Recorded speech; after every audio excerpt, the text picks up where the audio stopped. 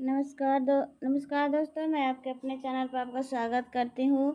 आज का जो टॉपिक है वो है अध्यापक कौशल के 5 कोटि। यानी कि अगर आप एक टीचर हैं तो ये जो पॉइंट्स है, गुण तो बहुत सारे होते हैं, लेकिन हम इसमें कौशल स्किल देखेंगे जो आप में टीचर के रूप में होना ही होना चाहिए।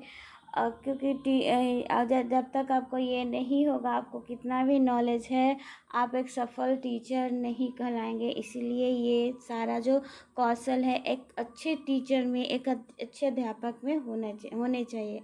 तो स्टार्ट बहुत सारे कौशल है, लेकिन ये 5 इम्पोर्टेंट है, इसीलिए मैं यहाँ कवर कर रही हूँ। तो लेट्स स्टार्ट।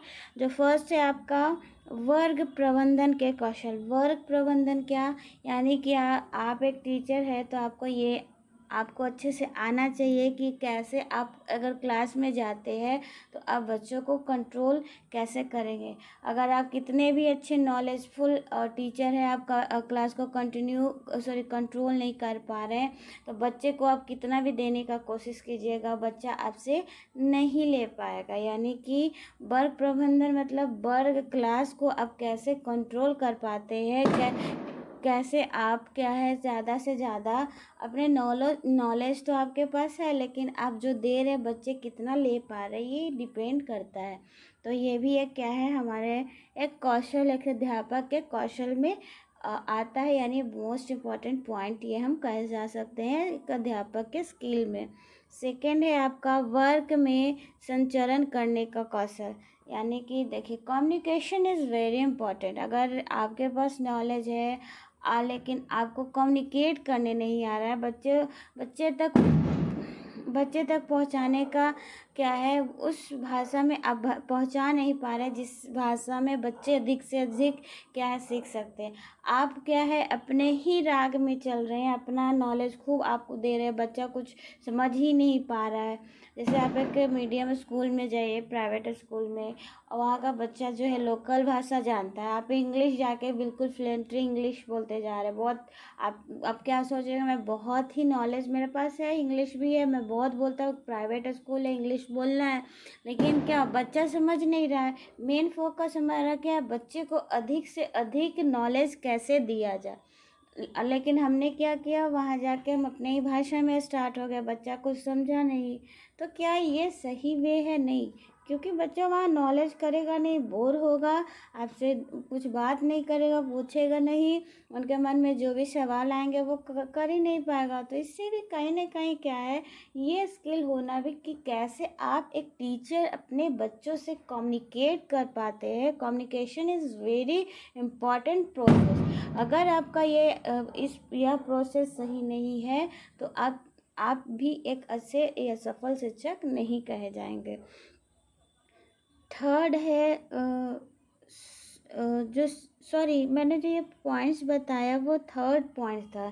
सेकंड है आपका वर्ग में संचरण करने की कौशल और संप्रेषण का कौशल। संचरण, तो ये संचरण संप्रेषण जैसे किसी भी चीज़ को आपको बताना है तो किस वे में, किस प्रोसेस से आप बता रहे हैं, ये भी बहुत मायने रखता है। यानी कि आप ऐसा नहीं है बच्चे के भाषा में, मतलब जैसे जिस भाषा में बच्चा समझता है उस भाषा में बात कर रहे हैं, लेकिन कुछ प्रोसेस होते हैं, उस प्रोसेस को एक टीचर को फॉलो करना ही पड़ता है। अगर वो प्रोसेस आप फॉलो नहीं करते हैं तो वो कौशल आपके पास नहीं है, और वो कौशल अगर नहीं है तो आप भी क्या है, एक गुड टीचर में, क्वालिटी टीचर में ये होना ही होना आवश्यक है। अंतर क्रिया संबंधी कौशल। अंतर क्रिया नहीं क्या, एक बच्चे और एक टीचर में जो संबंध होना चाहिए, जो रिलेशन होना चाहिए, वो क्या है हमें बैठाना है।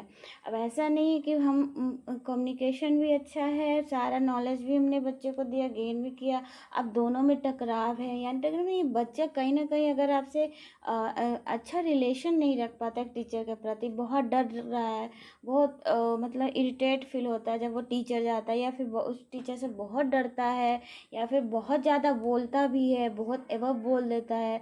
क्योंकि एक बच्चे का एक टीचर का स्टेट बहुत अलग होता है, दोनों का डिफरेंस होना बहुत ज़रूरी है। यानी यहाँ पे क्या करा, जो अंतःकरण है, दोनों का संबंध है वो कैसा है, ये बहुत इम्पॉर्टेंट है। दोनों का संबंध बहुत अच्छा होना चाहिए, ताकि जो बच्चा है अपना जो डाउट है वो एक टीचर से, नॉर्मल टीचर से पूछ सके, और जो टीचर है वो बात कर सके और उसका जो डाउट है वो क्लियर कर सके। अगला है पॉइंट आपका शिक्षण संबंधी प्रयोग, शिक्षण सामग्री के प्रयोग संबंधी कौशल। यानी कि मान लेते हैं साइंस के आप टीचर हैं, और आप, क्योंकि साइंस में क्या है, एक्सपेरिमेंट ही साइंस है। साइंस का पार्ट अधूरा माना जाता है एक्सपेरिमेंट के बिना। अब साइंस के टीचर, उनको एक्सपेरिमेंट करने नहीं आ रहा है, तो वो भी क्या होगा, वो कहीं ना कहीं इफ़ेक्ट करेगा टीचर के पर्सनालिटी को। क्योंकि उनका पर्सनालिटी क्या है, टीचर का पर्सनालिटी होता है कि आप अपने हर बहुत सारा गुण होता है, लेकिन आप अपने विषय में पीएचडी, आपको सारा नॉलेज उसमें होना चाहिए, या होगा, तभी आप कहलाएंगे। अगर आप इस शिक्षण का सामग्री आपको यूज ही नहीं करना है, आप नहीं कर पाते हैं, सिर्फ थ्योरी आप पढ़ा रहे हो, तो इससे पूरा नहीं हो पाएगा। आप एक अच्छे टीचर नहीं कहलाएंगे, ये कौशल से आप विमुक्त हो जाएंगे, यानी ये कौशल आप में नहीं होगा। तो ये क्या है, ये कहीं ना कहीं नेगेटिव आपका एटीट्यूड लेके चला जाएगा सभी बच्चे के पास भी। ये बच्चा सोचेगा क्या कि इनको तो कुछ आता नहीं, यानी ये स्किल इनके पास नहीं है। यानी कि जो ये मैंने पॉइंट समझाया, ये पॉइंट्स होने एक टीचर में होने ही चाहिए। इन एनसीएफ के थ्रू ये कहा गया है। और देखिए, ये जो मैंने सारा पॉइंट्स कवर किया है, मोस्ट इम्पॉर्टेंट है, ये स्किल है, कौशल है एक टीचर के लिए, और ये होना ज़रूरी है। और मैं बताते चलूँ कि अगर आप किसी भी टीचिंग एंट्रेंस का तैयारी कर रहे हैं, साथ में बीएड के लिए भी इम्पॉर्टेंट है, और एंट्रेंस का जो है ये टॉपिक अलग से दिया गया है।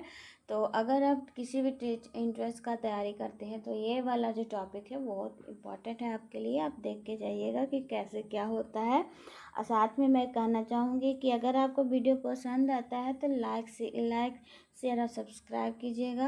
अगर किसी भी तरह का डाउट है तो अपना डाउट कमेंट बॉक्स में पूछिएगा, मैं आप वो कवर करने का कोशिश करूँगी। And thank you and have a good day.